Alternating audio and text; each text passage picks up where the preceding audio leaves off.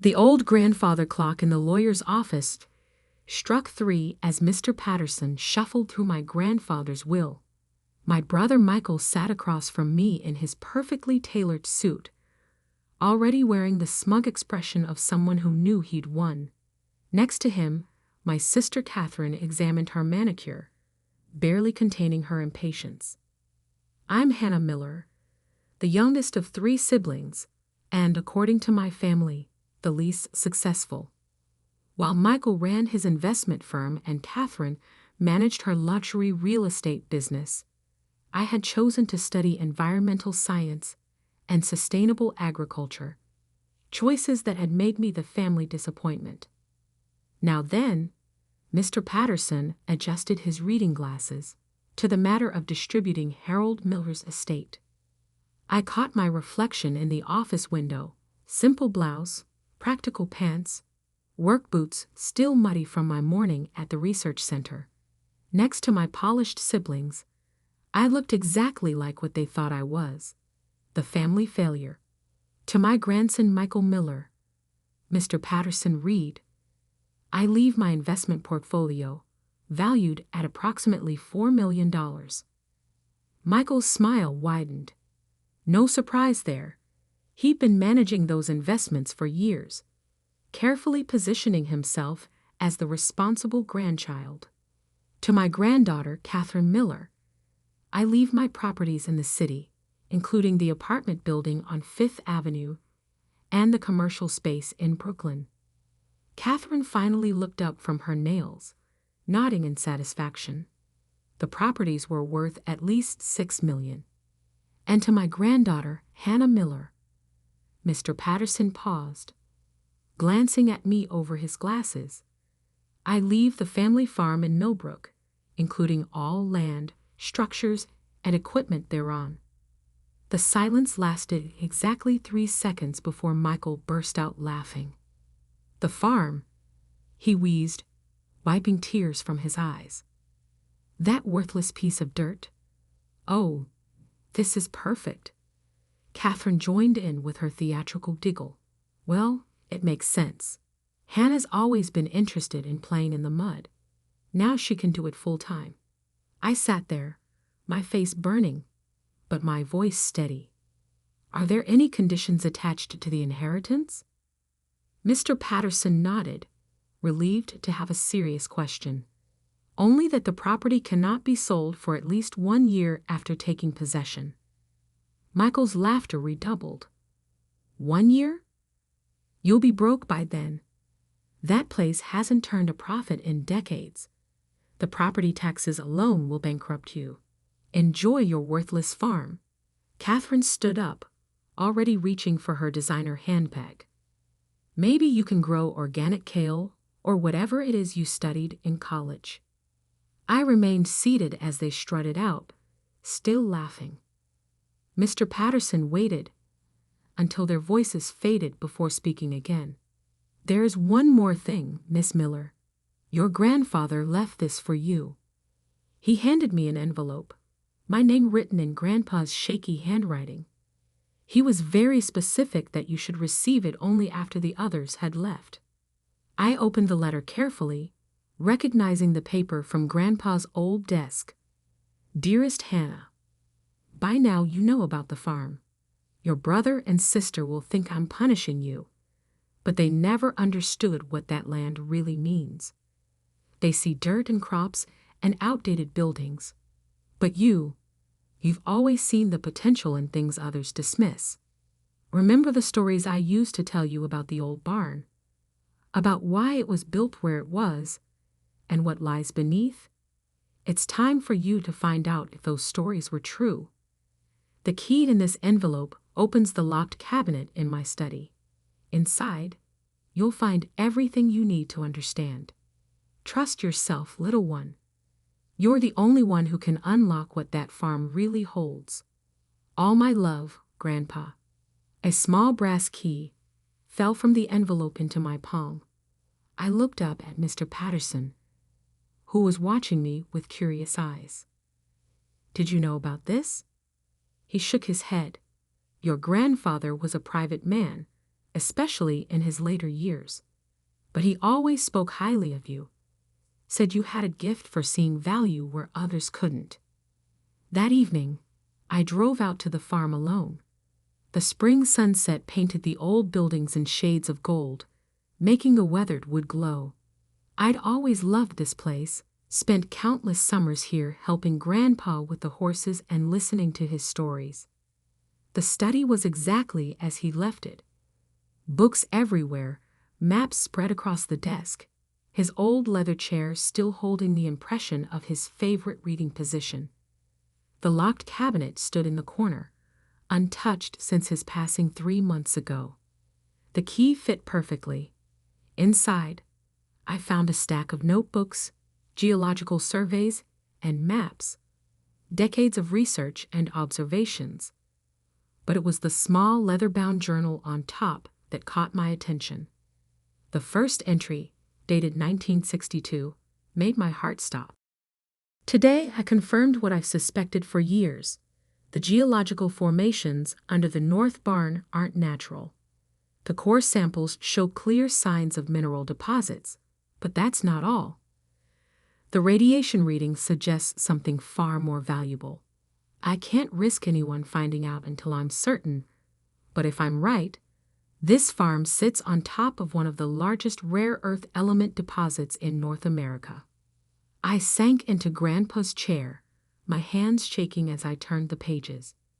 For decades, he had secretly studied the land, gathering evidence of what lay beneath the surface. The barn had been built specifically to hide his test sites, its location chosen not for farming convenience, but to mark the center of something extraordinary. The final entry was dated just 2 weeks before his death. Hannah will find this. She's the only one who ever really listened, who understood that this land holds more than just crops.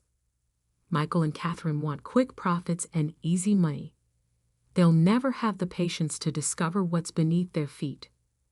But Hannah, she has my curiosity, my determination. She'll know what to do with this knowledge. I stayed up all night, reading through the journals and studying the maps. By sunrise, I knew 2 things with absolute certainty. My grandfather had been right about the mineral deposits, and I was holding information worth millions, possibly billions, of dollars. My phone buzzed.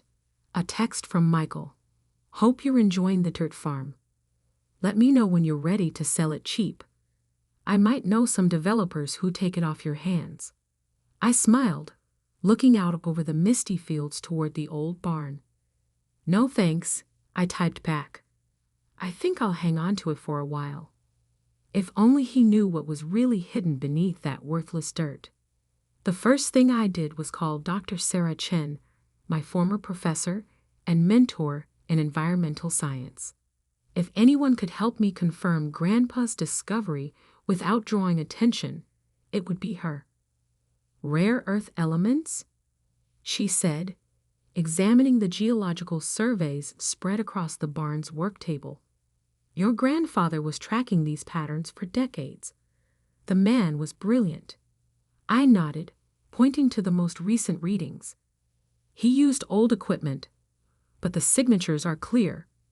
I think there's a massive deposit under this entire northern section. Sarah walked the perimeter of the barn, her instruments beeping steadily.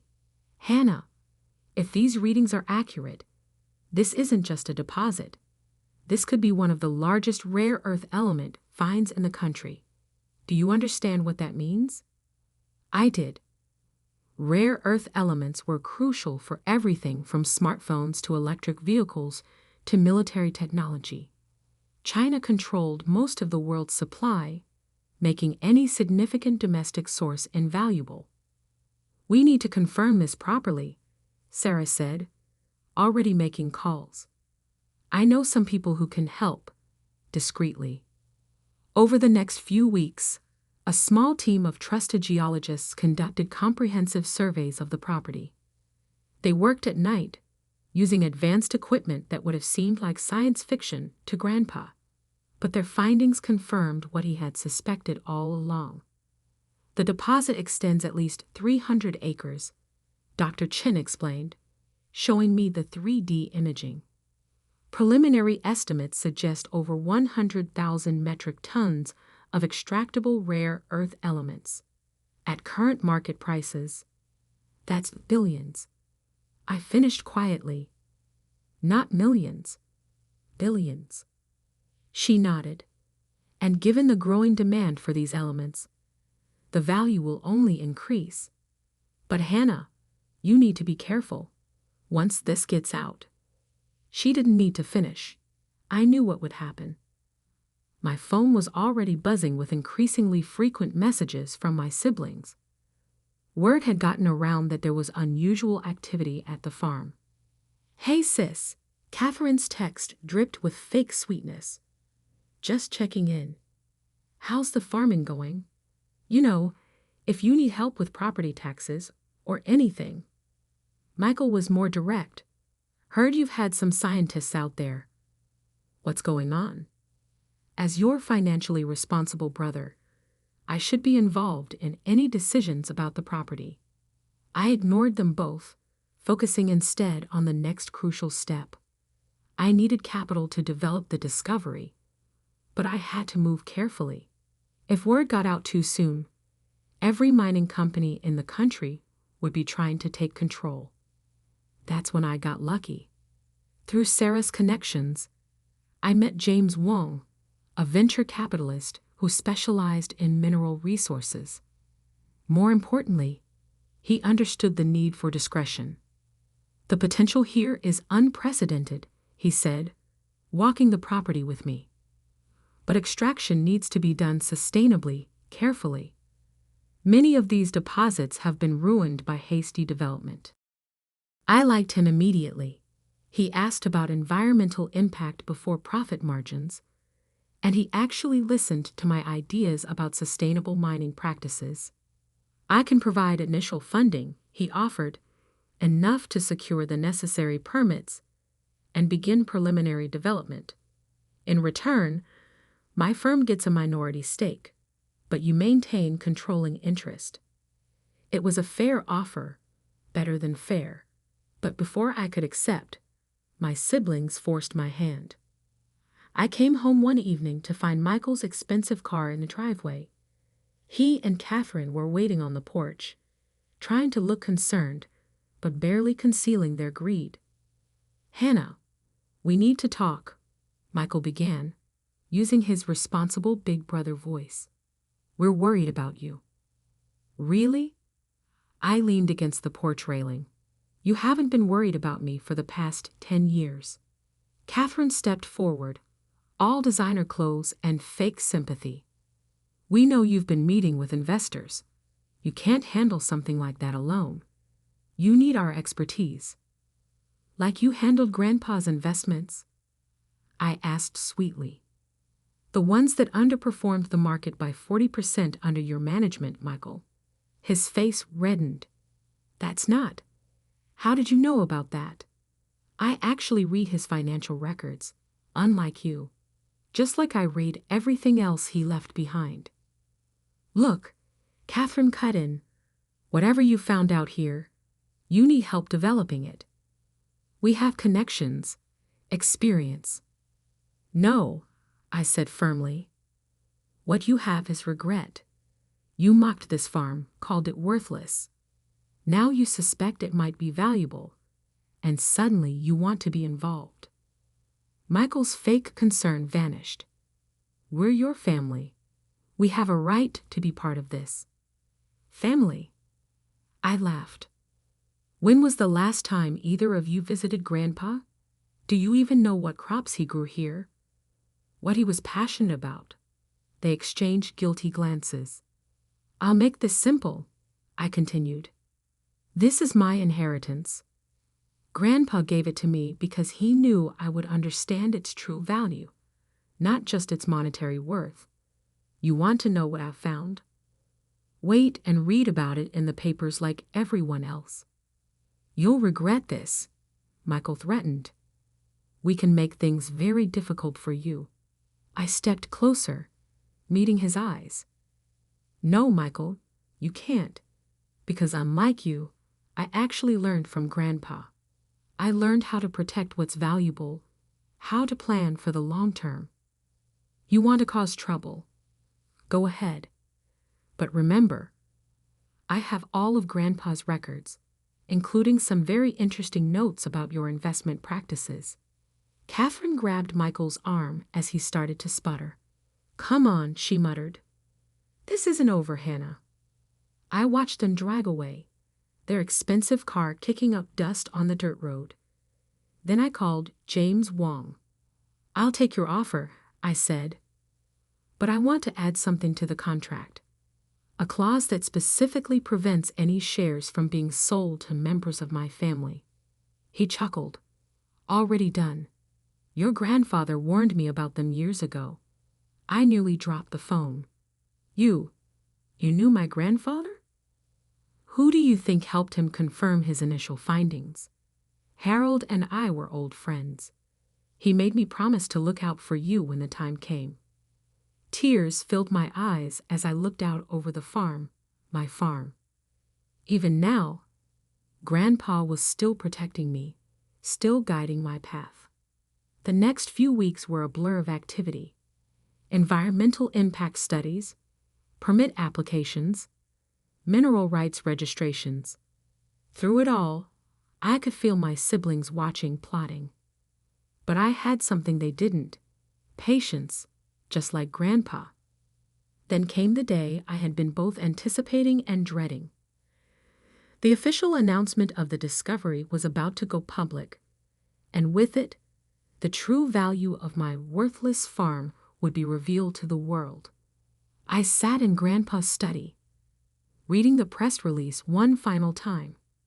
Tomorrow, everyone would know that the Miller farm sat on top of one of the largest rare earth element deposits ever discovered in North America. Tomorrow, my siblings would learn exactly what they had mocked and lost. But tonight, in the quiet of the evening, I reread Grandpa's journal one more time. Remember, Hannah, true value isn't just in what you find, it's in how you use it. Make me proud. I would, Grandpa. I would. The morning the news broke, I woke up early to watch the sunrise from Grandpa's old porch swing. The farmhouse was quiet, but I knew the peace wouldn't last. Headlines were already flashing across financial news networks. Massive rare earth element deposit discovered in New York. Miller farm find could worry HAP global mineral market. Domestic rare earth elements. A $100 billion game CHANGR. My phone started ringing at exactly 7:01 a.m.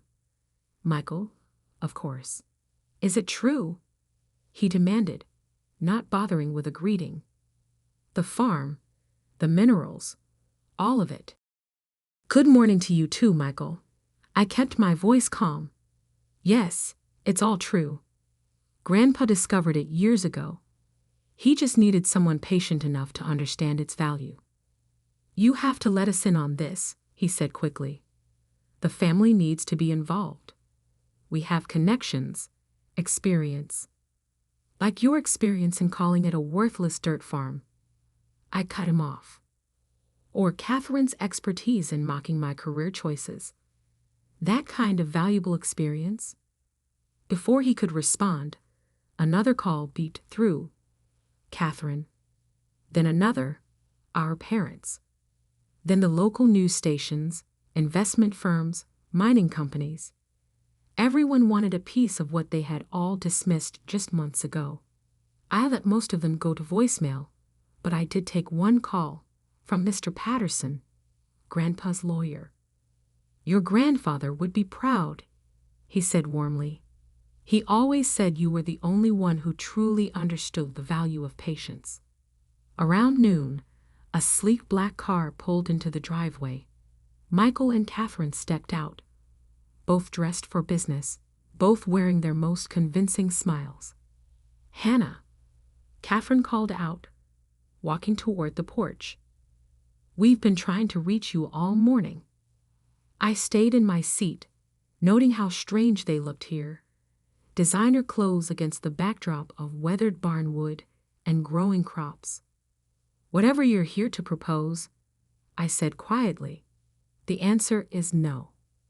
Michael stepped forward, straightening his tie. "Just hear us out. We've already spoken to some investors. Major mining companies are interested. We could turn this into billions." "I already have," I interrupted, pulling out the latest valuation report. The preliminary estimates were conservative. With sustainable extraction methods and proper development, the deposits are worth close to $100 billion. They both froze, their faces paling as the number sank in. But how?" Catherine stammered. "You can't have arranged all this alone." "Actually, I did. Well, with help from the people Grandpa trusted, not the family who ignored him." I stood up, facing them directly. "Did you know he spent his last years studying geology? That he took night classes to understand mineral analysis?" "Of course not, because neither of you visited him unless you needed something." "That's not fair," Michael protested weakly. "No. When was the last time you asked him about his life? His interests? His dreams for this land?" I walked to the porch railing, gesturing at the farm around us. "You saw dirt and crops and worthless space. He saw the future, and he made sure it went to someone who would see it too." Catherine's composure finally cracked. "You can't just cut us out. We're family."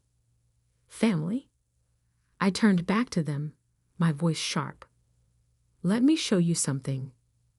I led them into Grandpa's study, where I'd laid out his journals and notes. Decades of research, observations, and plans, all meticulously documented. He knew about this deposit for years, I explained. But he also knew that if he announced it too soon, it would be exploited wrongly. The land would be stripped, the environment destroyed, all for quick profit. So he waited, and he watched. I opened one journal to a marked page. He watched how Michael managed his investments, always looking for fast returns, never thinking long-term. He saw how Catherine treated her real estate clients, squeezing every dollar without concern for community impact. Their faces reddened as I continued, and he watched me, studying environmental science, learning about sustainable development, understanding that true value isn't just about money. So this was his revenge. Michael's voice was bitter, punishing us by giving everything to you. No, I shook my head. This was his legacy. He gave the farm to the person who would develop it responsibly, who would use its resources to do more than just get rich.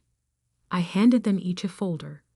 Inside, you'll find the preliminary plans for the Miller Sustainable Development Project, a rare earth element extraction operation that will set new standards for environmental protection, a research center for developing green mining technologies, a foundation to fund scientific education.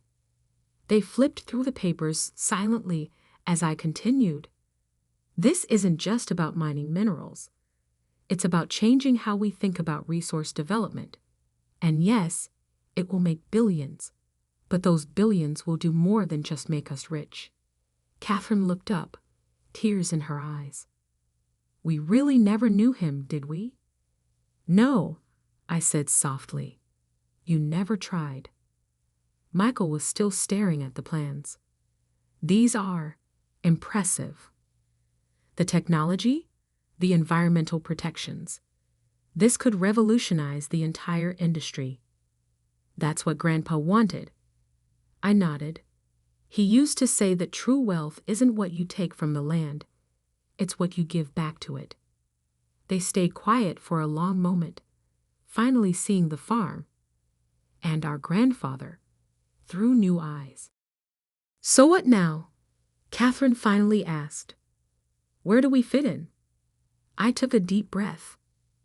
That depends on you. I'm establishing a board of directors to oversee the foundation's charitable work. There are seats available, but they come with conditions. What conditions? Michael asked cautiously. You have to earn them. Spend a year working in environmental conservation. Learn about sustainable development. Prove that you understand what Grandpa was trying to build here. Then we can talk. To my surprise, they both nodded slowly. He really was brilliant, wasn't he? Catherine said quietly, looking around the study. We just couldn't see it. As they left that evening, the sunset painted the old barn in shades of gold, just like it had the day I first discovered Grandpa's secret. But now the barn wasn't hiding anything. Instead, it stood as a monument to patience, to vision, and to understanding that true value often lies beneath the surface. The next few years transformed more than just the farm. The Miller Sustainable Development Project became a model for responsible resource extraction worldwide. The research center attracted scientists from around the globe.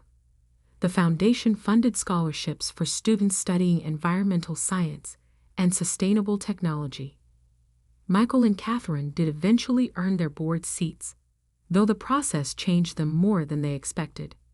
Working in conservation taught them what Grandpa had always known, that real wealth isn't just about money. As for me, I still live in the farmhouse, watching crops grow alongside our sustainable mining operation. Sometimes, in the quiet of evening, I sit in Grandpa's study and read his journals, finding new wisdom in his words.